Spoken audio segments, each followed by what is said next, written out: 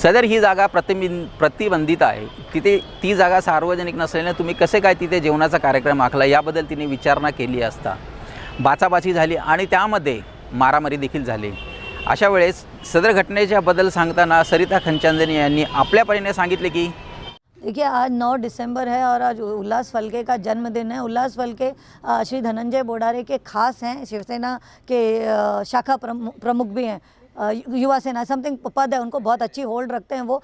मेरा मुद्दा यहाँ पर है करीबन 5 या 6 साल से, जब से मैंने PIL 155 ऑफ 2011 जो इलीगल बैनर्स के लिए है, उसके बाद जो जल कुंभ की बार बार ये लोग 5-6 सालों से उसको एनक्रोच कर रहे हैं। जल कुंभ जो है वो प्रोहिबिटेड एरिया, यानी किसी को अंदर जाने की उसमें परमिशन नहीं है। उसके बाद धनंजय बोडारे जी ने अपना एक बहुत बड़ा बोर्ड लगा कर रखा है जनसंपर्क कार्यालय का, वो शाखा बना दी है, लेकिन वो शाखा नहीं है, वो एक शौचालय है जिसके पेपर्स मेरे पास हैं। तो करीबन 2-3 साल से मैं इसकी कंप्लेंट कर रही हूँ, मैं जलकुंभ की कंप्लेंट कर रही हूँ। कंप्लेंट करने का मतलब ये है कि जलकुंभ जो है सेंसिटिव है, वहाँ अगर लोग जाएंगे तो पानी पीने में कभी भी कुछ भी डैमेज हो सकता है। आज का अगर आप वारदात लेते हैं तो आज सुबह ही मैं गई थी, मुझे पता जब चला कि पर्दे लग रहे, तो मैंने वहाँ पे फ़ोटो वीडियो लिया, लाइव किया, फेसबुक लाइव, और उसके बाद मैंने वानखेड़े जी को पर्सनली मिली, मैंने ईमेल द्वारा कंप्लेंट की। उसके बाद मुझे पूरा ये यकीन था कि आज का कोई पार्टी जलकुंभ में नहीं होगा, लेकिन मुझे 10:30 बजे के रात जब मैं काम ख़त्म करके जा रही थी, देखा कि वहाँ पे डिनर हो रहा है, वहाँ पे स्टॉल लगे और बहुत सारे लोग हैं, टेबल हैं, कुर्सियाँ हैं, सब कुछ है। ये बात गलत है। इसका मतलब अगर कोई नेता है तो हम उसके खिलाफ बोले नहीं, तो मैं बोलूँगी, और मैंने बोला। उसके बाजू में ही जब मैं इतने महीनों से कंप्लेंट कर रही हूँ, इलेक्शन कमीशन का लेटर आ चुका है, तो मुझे समझ में नहीं आ रहा है कि SDO साहब और अजीज शेख जी ये क्यों धनंजय बोडारे जी का ये जो इलीगल एनक्रोच्ड शौचालय है जिसको वो तोड़ा नहीं जा रहा है, उस पर एक्शन नहीं रहा। बस मुद्दा इतना ही था। मेरा कोई काम किसी पे आरोप प्रत्यारोप करना नहीं है, मेरा काम है मैं करप्शन को एक्सपोज करूंगी। और पर्सनली उल्लास फलके ने मुझे बहुत तकलीफ़ दी है, 10-12 सालों से दी है, मेरा ड्रेनेज बंद कर दिया है। तो अगर मैं कहीं पे विक्टिम हूँ, मैं अपनी बात बता रही हूँ और साथ में किसी नेता की करप्शन बता रही हूँ, इसमें मैं कोई गलत नहीं कर रही हूँ। तो मुझे पुलिस पे पूरा विश्वास है। मैं आधी रात को यहाँ पर खड़ी हूँ कि मेरे साथ न्याय होगा। जितने भी झूठे आरोप हैं वो झूठे ही होंगे, पुलिस उसका तहकीकात करेगी। मैंने आज 10:30 बजे के करीब फेसबुक लाइव किया था, तो मेरे पे हमला किया गया, मुझे मारा गया, मेरा फ़ोन छीन लिया गया, और आप देखेंगे तो मेरा फ़ोन टुकड़ों टुकड़ों में पेपर करके मुझे मिला है, ताकि जो मेरा एविडेंस था फेसबुक लाइव जिस पे जैसे मुझे अटैक हुआ वो मैं कुछ नहीं दिखा पा रही हूँ। लेकिन फिर भी मुझे पुलिस पे पूरा भरोसा है। मैं समझती हूँ कि वो लोग जो भी कदम उठाएंगे सोच समझ के उठाएंगे। मैं एक विसल ब्लोअर हूँ, मेरा काम है करप्शन को एक्सपोज करना। मैं करती थी, करती हूँ, करती रहूँगी। या घटनेच्या बद्दल सांगताना उल्हास फाळके यांचे जे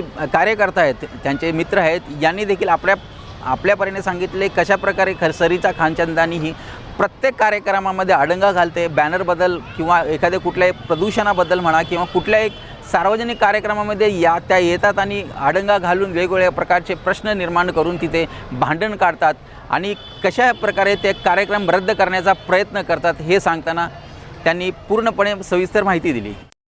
गेल्या अनेक वर्षापासून सरिता खंचंदानी जी आहे राहायला या ठिकाणीच आहे आणि हरेली फाउंडेशनच्या माध्यमातून जेवढे या उल्हासनगरमध्ये सांस्कृतिक कार्यक्रम चालतात त्या सांस्कृतिक कार्यक्रमामध्ये कुठेतरी कायद्याचा आधार घेऊन त्या कार्यक्रमामध्ये जाऊन स्वतः व्हिडिओ शूटिंग करणे, त्यांना तो कार्यक्रम बंद करा, अशा जे काम कायद्याचं रक्षण करणाऱ्या लोकांचं आहे हे स्वतःच करायला तयार असते। आणि तशाच स्वरूपाचं आज पण असा एक प्रकार घडला।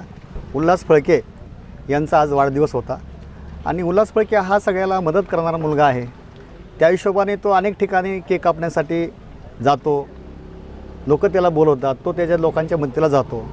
तसंच मीही त्याला इकडे डॉक्टर बाबासाहेब आंबेडकर ग्रंथालयाजवळ बोलवलं होतं आणि त्याच दरम्यान या ठिकाणी त्यांच्यापर्यंत कोणीतरी माहिती पोचवली, त्या मुलाचं नाव मला आठवत नाही, की या पाण्याच्या टाक्याखाली जो सर्वसामान्यांसाठी जो जेवणाचा प्रोग्राम ठेवला, भोजनदान ठेवलं, त्या भोजनदान करत असताना त्या ठिकाणी जाऊन सरिता खंचंदानी परत ते व्हिडिओ रेकॉर्डिंग चालू, तिचं ती जी हॅबिच्युअल आहे त्या गोष्टीमध्ये ती, आणि व्हिडिओ रेकॉर्डिंग करून या ठिकाणी तुम्ही कसं काय कार्यक्रम करता हे सगळे त्यांना त्या मुलांना प्रश्न विचारत होती आणि विचारत असताना त्यांना शिवगाळ चालू केली। आणि शिवगाळ करत असताना ते स्लाईड आहे त्याला धक्काबुक्की केली, त्याच्यात माती टाकली. त्याच्यानंतर शिव्या देत असताना तेथील आमच्या परिसरात बाजूलाच भीम कॉलनी आहे, भीम कॉलनीतलीही मुलांची त्याचा चांगला संबंध आहे आणि त्या हिशोबाने तिथले मुलं पण तिथं होते. तर त्या मुलांना पण ती बोलली की तुमची खायची अवकात नाही आणि इकडे तुम्ही बड्डे करता का काय म्हारड्यानो. अशा स्वरूपाचं जातीवाचक शिवगाळ करणं हे आमच्या दृष्टिकोनातून हे फार गंभीर गोष्ट आहे. आणि अशा ज्या समाजकंटक महिला आहेत, जी महिला कार्ड खेळतात आणि त्या दृष्टिकोनातून दमन तोडपाणी समजा बुलेट पण गेली कोणाची, तिचा आवाज जास्त झाला तर त्याच्या विरोधात कारवाई करून त्याच्याकडून ते पैसे, अशा स्वरूपाचे तिच्याबद्दल बरेच गोष्टी ऐकायला आहेत. आणि या विकृत जी महिला आहे हिला कायद्यानं धडा शिकवला पाहिजे. आणि तिने जी आमच्या जातीचा अवमान केलेला आहे, जातीवाचक शिवगाळ केलेली आहे, त्याच्याबद्दल आमच्याकडून तिच्या विरोधात तक्रार दाखल करण्यासाठी तो मुलगा आतमध्ये आहे, त्याची तक्रार दाखल झाली पाहिजे आणि तिला कडक शासन झालं पाहिजे की पुन्हा अशा स्वरूपाचा तिच्याकडून अत्याचार समाजावर होता कामा नये. धन्यवाद. या घटनेनंतर उल्हासनगर शहरातील 4 नंबर परिसरातीलच नव्हे परंतु पूर्ण शहरभरातील शिवसैनिक ज्यामध्ये तरुण आणि महिला ह्या एकत्रित जमा झाल्या आणि त्यांनी देखील आपल्या प्रतिक्रिया माध्यमांना दिल्या. यावेळेस असं त्यांनी सांगितलं की सरिता खानचंदांनी कशा प्रकारे प्रत्येक कार्यक्रमामध्ये येऊन त्या कायद्याचा धाक दाखवून पोलिसांना हाताशी धरून कशा प्रकारे ते कार्यक्रम रद्द करण्यात आपल्याला स्वतःला पटाईत समजतात. ताई, आज इथे काय प्रकार घडलेला ना, कशामुळे मारहाण झाली?